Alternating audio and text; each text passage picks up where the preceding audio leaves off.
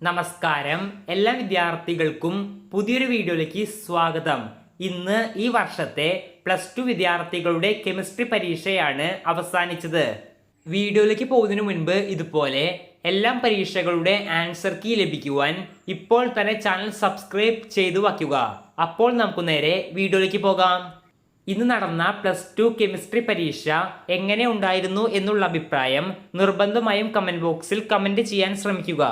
കാരണം ഈ കമന്റുകൾ കാണുന്ന മറ്റു വിദ്യാർത്ഥികൾക്ക് അതൊരാശ്വാസമാവും. അതുപോലെ തന്നെ ഇന്ന് നടന്ന +2 കെമിസ്ട്രി പരീക്ഷയുടെ ആൻസർ കീ വീഡിയോയുടെ താഴെ ഡിസ്ക്രിപ്ഷൻ ബോക്സിലും കമന്റ് ബോക്സിലും നൽകിയിട്ടുണ്ട്.